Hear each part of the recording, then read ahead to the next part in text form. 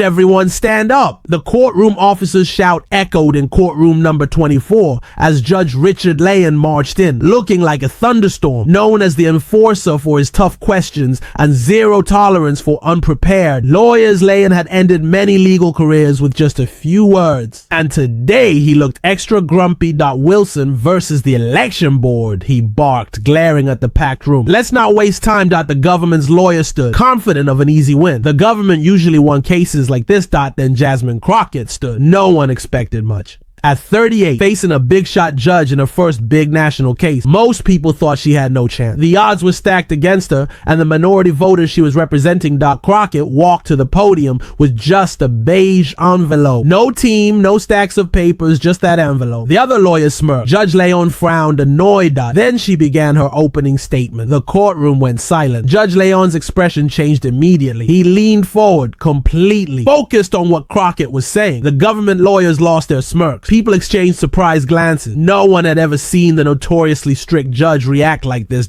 Your Honor, Crockett said, pulling a paper from the envelope. Before we go any further, I want to present something that will change everything we thought we knew about this case. The paper she held would not only shock the courtroom, but could change election lawsuits across the country for years. The Wilson versus Province Ballot Authority case started when new voter ID laws stopped around 200,000 people from voting in the last election. These rules seemed fair at first, requiring a government-issued photo ID that most Americans have. But in certain areas, the DMV offices had been closed, had limited hours, or were far from public transportation. Getting an ID now meant taking time off work, finding childcare, and traveling long distances, up to 40 miles each way. The result was awful. In Westwood County, voter turnout dropped 63% after the new rule. In mostly minority areas like Eastern Peaks, some polling places turned away longtime voters whose IDs didn't meet the new standards. I quote, "V voted in every election since 1964, said James Wilson, a 78-year-old veteran, to reporters outside the courthouse. I fought for this country, paid taxes my whole life, and now they're telling me my VA card isn't good enough to vote? Something's not right." Wilson became the lead plaintiff after walking 3 miles to his polling place, only to be turned away. Judge Richard Leyon was very known. At 72, he commanded respect within legal circles. Appointed by President George W. Bush in 2002, Leyon had a reputation for being independent and unpredictable. He famously ruled against the NSA's phone surveillance program, calling it almost dystopian, but supported controversial detention policy. Lawyers preparing for his courtroom studied his rulings carefully, knowing he followed no predictable ideology other than strict legal logic. Court staff called him the enforcer because of how he crushed weak arguments. If you come unprepared to Leyon's courtroom, one veteran lawyer warned, you might as well give up. His famous memory for case law meant lawyers couldn't get away with twisting old cases. Many had been publicly reprimanded for trying. Across from this intimidating figure was Jasmine Crockett. Her journey to this moment was a long shot. She grew up in southern Detroit, raised by a mail carrier mom who sacrificed everything for her education. Crockett worked nights through college and law school. Unlike the typical high-powered lawyers you see in big cases, she'd spend her career sticking up for folks who couldn't afford fancy lawyers. Before taking on this voting rights case, Crockett built a reputation defending wrongly accused people in court. Her unique approach combined deep investigation with a knack for spotting evidence others missed. She even won a game-changing case freeing Marcus Williams, a guy wrongly jailed for 12 years after she found hidden police misconduct in a bunch of department files. What made this case special wasn't just the stakes, it was the ultimate underdog story. The state threw a team of 6 lawyers from one of the city's top firms at her, with over 120 years of legal experience between them. Their lead lawyer, Bradley Thompson, had argued before the highest court 7 times and never lost a voting rights case. His team presented a 378-page brief attacking Crockett's arguments from every angle. Crockett stood alone with a brief just 42 pages long. But what people didn't know was that Crockett's strategy was totally different from how most voting rights cases are fought. While most lawyers lawyers rely on big general ideas and emotional pleas, Crockett spent 6 months building her case in a unique way. She visited every affected neighborhood, collecting 358 stories straight from voters who were turned away. She compared DMV data to population numbers, creating detailed visuals that showed the unfair impact. She filed requests that turned up thousands of internal government emails about the new ID requirements. For 3 weeks, she worked 18-hour days in her tiny office, going through 11,842 documents one by one. Deep inside those records, she found something that no one, not even the state's lawyers, knew existed. The courtroom that morning was packed. Voting rights leaders sat next to regular voters whose rights were on the line. National news outlets filled the media section, sensing this case could set a standard for similar laws in 17 other states. As Judge Leyon called the court to order that morning, nobody knew they were about to witness one of the most remarkable legal battles in recent memory. One that would not only decide the fate of hundreds of thousands of voters, but might also change how courts view voting rights cases for years to come. Have you ever had trouble voting? Where a polling place is easy to get to where you live, or did you have problems? Share your experience in the comments. Hearing about real voter experiences helps us see how these cases affect everyday Americans. The courtroom buzzed with tension as the officer called for silence. Everyone, please stand. The U.S. District Court for the District of Columbia is now in session. The Honorable Judge Richard Leyon presided. Judge Leyon walked in, his dark robe flowing as he took his place. He gave the packed courtroom a hard look, then focused on the lawyer. "You can sit," he said, his voice strong. "We're here today for arguments in Liberty Entry Initiative versus Brennan Ballot Committee. Miss Crockett, you can start." Jasmine Crockett headed to the podium, her steps measured. Her heels clicked on the stone floor, the only sound in the quiet room. She put a single notebook down, though she barely looked at it. "Thank you, Judge," she began, her voice clear and steady. "This case is about one simple question. Can a state pass voting rules that look fair, but really have a biased outcome? The Supreme Court has often said that the right to vote protects all our other rights. When that right is threatened, our whole democracy gets weaker." She paused, making eye contact with Judge Leyon, who was already leaning forward a bit. "The state says these new ID rules are needed to stop fraud. But in the 10 years before these rules, there were only 7 cases of actual voter fraud out of over 14 million votes cast. That's a fraud rate of 0.00005%. Judge Leyon interrupted, as he often did. "Miss Crockett, preventing fraud is a valid state concern, no matter how rare it might be. The Supreme Court said as much in Crawford versus Marion County. Most lawyers would get defensive or back down at this point. Crockett did." "You're absolutely right, Judge," she replied, surprising him with her quick agreement. "Crawford did say that fraud prevention is a valid state concern, but Crawford also confirmed a balancing test that weighs that concern against the burden on voters." She pulled out a chart and asked to approach the bench. "With the court's permission, I'd like to show you something." Judge Leyon agreed, and Crockett spread out a large detailed map of the state with different colored areas. "This map shows the impact of the new rule. The red areas are neighborhoods where over 30% of eligible voters don't have the newly required ID. The blue dots are DMV offices where voters can get this ID. As you can see, in the darkest red areas, there are hardly any blue dots."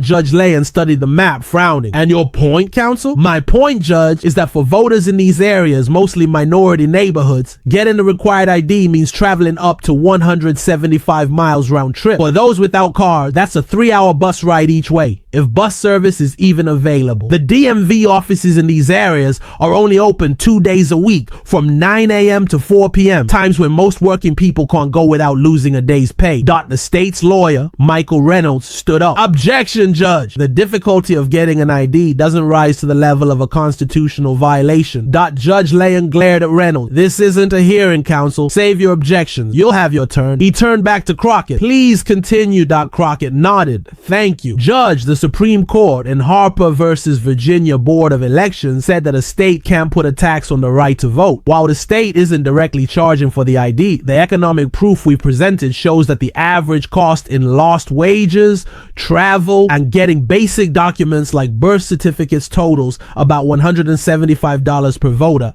She went on, carefully building her case piece by piece, anticipating and answering potential arguments before Judge Leyon could even raise them. "For almost almost 40 minutes, she moved through complicated legal ideas, citing cases about voting rights for many years. Judge Leyon, usually quick to interrupt with tough questions, found himself listening more than talking. When he did ask questions, they were met with clear, thoughtful responses that showed a level of preparation he rarely saw in his courtroom. Then came the moment that would change the whole direction of the case. Judge Leyon made what many saw as an impossible hypothetical. Miss Crockett, let's say the state passed a voting system where each resident was assigned to a polling place based on the last 4 digits of their social security number. If it turned out this seemingly fair system led to minority voters having to travel twice as far on average with no proof of biased intent, would that violate the Constitution? The courtroom was still. This was the kind of tricky legal puzzle that had stumped many lawyers in Judge Leyon's courtroom over the years. Crockett paused, thinking hard before answering.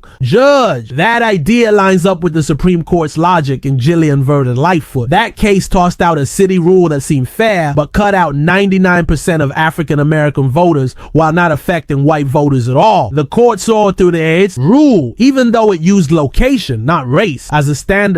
She continued. But your question brings up something even bigger in this case. The state's basically saying they can get away with any unfair result as long as they don't mention race in their law, no matter how extreme the outcome is. Then she changed her tack, catching everyone off guard. Can I approach the bench again? There's something in the evidence that directly addresses what you said. Judge Leyon, clearly intrigued, said yes. Crockett grabbed a document from her desk and handed copies to the judge and the opposing lawyer. This is a text exchange between the elections director and the consultant who wrote these new ID requirements. On page 3, the consultant said, and I quote, "The cool bit about employing this set of rules is they unfairly affect minority voters group A whilst providing us rejection since they never say ethnicity." A hush fell over the courtroom. Judge Leyon raised his eyebrows as he read the document. "And how did you get this message, Miss Crockett?" he asked. "Through usual disclosure, Judge. It was buried in the 50,000 documents the state handed over. I don't think they thought anyone would find it. Hidden in some data handling files." The state's lawyer frantically flipped through his copy, his face paling as he located the crucial quote. Crockett went on, "This isn't just about an unfair outcome, Judge. This is about outright bias hidden behind a mask. The Supreme Court here in Arlington Peak set the standard for spotting this kind of trickery." The mood in the courtroom shifted. The usual formal tension of a trial was replaced by a sense that history was happening right there. Judge Leyon studied the message carefully,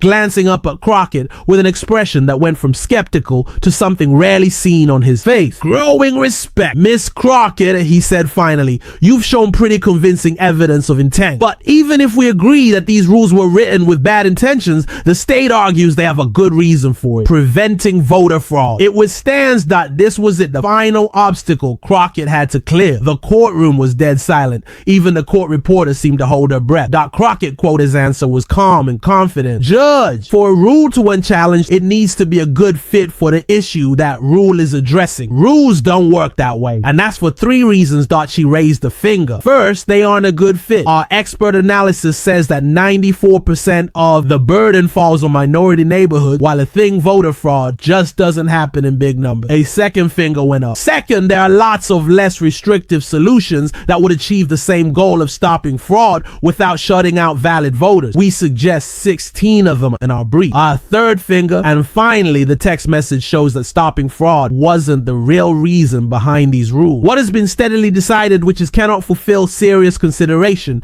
meaning fake reason, then comma, she did something that would become the most talked about moment of the whole trial. Judge, if it's okay with what you are deciding, I'd like to introduce one last piece of evidence that we just got yesterday." Judge Leyon nodded, and Crockett handed a sealed envelope to the clerk, who passed it to the judge. As he opened it, his expression changed dramatically. Inside was an internal memo from the election committee security team, dated just 2 weeks before the new rules were announced. It stated bluntly, "After a review, we see no hard proof that voter fraud is a major risk to the election. Resources would be better spent on fixing real weaknesses in the election system, especially in digital security." Judge Leyon looked up, his eyes wide. "This directly contradicts the state's main claim about why these rules exist. Yes, comma, Judge," Crockett replied. "The committee ignored its own security team's findings because the real goal of these rules was never about stopping fraud." The state's lawyer, Michael Reynolds, jumped to his feet. "Judge, we've never seen this document. We object to this late presentation." Judge Leyon turned to Reynolds with a hard stare. "Mr. Reynolds, this appears to be your client's own internal memo. Are you suggesting the committee hid it during discovery? Reynolds hesitated. I need to confer with my client. The judge was like, do that now. Real cold, answered Judge Leyon. He was super serious about telling the truth. He looked hard at Crockett, like seeing her for the first time. You could feel something big was going down. Judge Leyon, who never usually showed much, was really surprised. Miss Crockett, he said loud enough for everyone to hear, I've been doing this for 30 years, and I ain't never seen lawyering like that. You just flipped the whole script on how we got to look at this thing. People were gasping. Legal experts later said they never heard Judge Leyon give such a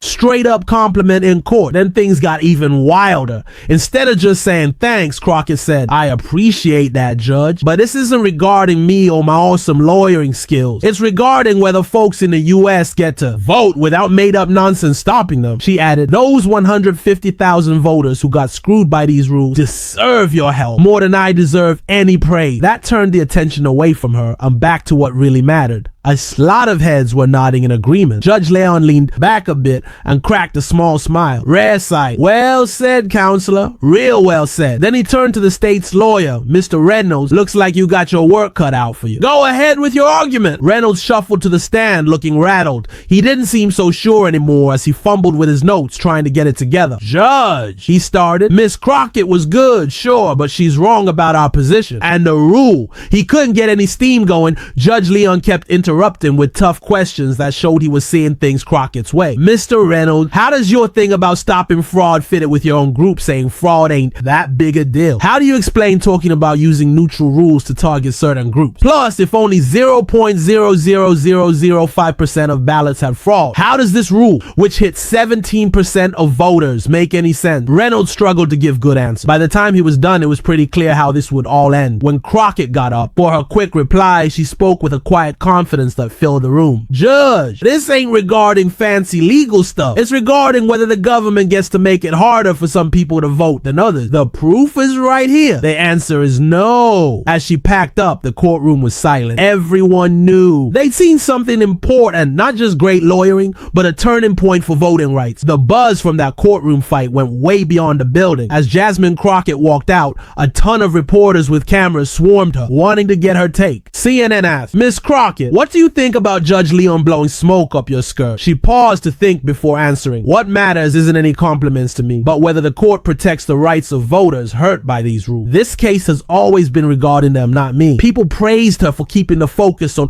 what really mattered, not her own success. Backstage, the state's lawyers were freaking out. Word was they were having emergency meetings to decide if they should make a deal before Judge Leyon dropped what everyone thought would be a hammer on them. Everyone in government. Legal circles knew it was a big deal. Harvard law professor Lawrence Tribe posted on X saying Jasmine Crockett's achievement wasn't just great lawyering. It was a masterclass in basic legal principles that they'll be studying in law schools for years. Even conservative legal scholars admitted how strong her performance was. Former top court advocate Paul Clement said on a legal podcast that no matter your views on the case, Miss Crockett's lawyering was top notch. She carefully took apart the state's position with spot on accuracy and a great handle on both case law and facts. 3 weeks later, Judge Leyon released his decision. In a very detailed 87-page opinion, he approved a preliminary injunction stopping the ballot rules from being put in place. The opinion started super plainly. This case is a textbook example of rules that look fair on the surface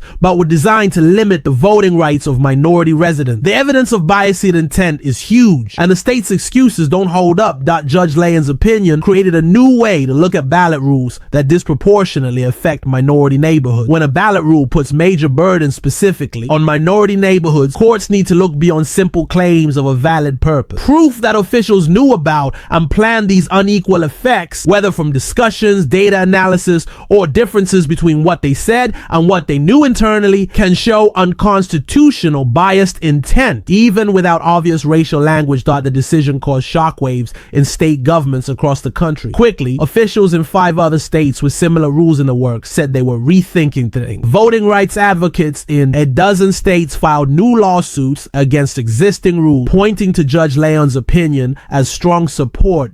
For the thousands of voters affected, the impact was immediate. The state was ordered to stop its ID requirements and create a new system that would ensure everyone qualified could vote easily. In the next election, turnout in previously affected neighborhoods jumped by 31%. 2 months after the Scooey decision, Jasmine Crockett was asked to give the keynote speech at the United States Lawyers Association's yearly human rights meeting. Her speech, called Standing Up for Basics Today, would later be required viewing in law schools nationwide. The Constitution's promises aren't automatic, she told the packed room. They need people willing to do the hard work of connecting legal theory to real-world facts. When we let small procedural details overshadow basic freedoms, we betray the document we claim to respect. She ended with words that future generations of civil rights lawyers would quote. The most powerful tool in standing up for basic rights isn't eloquence or ideology. It's preparation, the unglamorous job of mastering the details, understanding the cases, and anticipating every opposing argument before you ever step into a courtroom. That preparation happens in quiet rooms with stacks of documents, not in front of cameras, but when the moment comes to stand up for someone's rights, that preparation becomes power. Maybe the biggest compliment came from Judge Leyon himself. In a rare interview after the decision with Legal Times, he was asked about cases that had changed his thinking about basic legal principles. You know, he said thoughtfully, judges are supposed to be influenced only by the law and the facts, but sometimes a lawyer presents those elements with such clarity and accuracy that it shines a light on basic principles in ways you hadn't fully considered before. The voting rights case argued by Miss Crockett was one of those times the most lasting impact wasn't felt in the state capital, but in neighborhoods across the United States. In the months after Judge Leyon's ruling, states were forced to rethink voting processes that had created barriers for minority, elderly, and disabled voters. Access to the vote improved. Voter participation increased. The democratic process became more inclusive. Legal scholars now teach the case alongside landmark voting rights decisions. Case books contain selections from the oral argument and Judge Leyon's opinion. A generation of young attorneys studies Crockett's strategies and approach. For Jasmine Crockett, the case became both a defining success and a springboard for broader influence. She continued her civil rights work with a new level of national recognition, focusing on voting rights, criminal justice reform, and economic fairness. She stayed in the areas she helped. When a reporter asked if she thought of herself as a famous lawyer after the case, she smiled and shook her head, saying, I just do what needs doing. Millions in the US could lose their rights. I just use what I'm good at to help protect those rights. The big lesson from that courthouse fight wasn't just about figuring out the law or being good at arguing. It was about how important it is to be really ready, honest, and focused on what's right. It showed how much one person can do when they really know their stuff and care a lot. People who saw it still remember it clearly. A quiet courtroom, a great advocate, a surprise judge, and basic rights standing strong. For the thousands of voters whose rights were protected by the result, it all came down to being able to participate as equal citizens in the American system. If this story about standing up for what's right inspired you, please like this video and subscribe to our channel. We share the most important moments from American courtrooms that are shaping the future of our basic rights. Share this video with anyone who needs a reminder that being ready and sticking to your principles can still win in the end.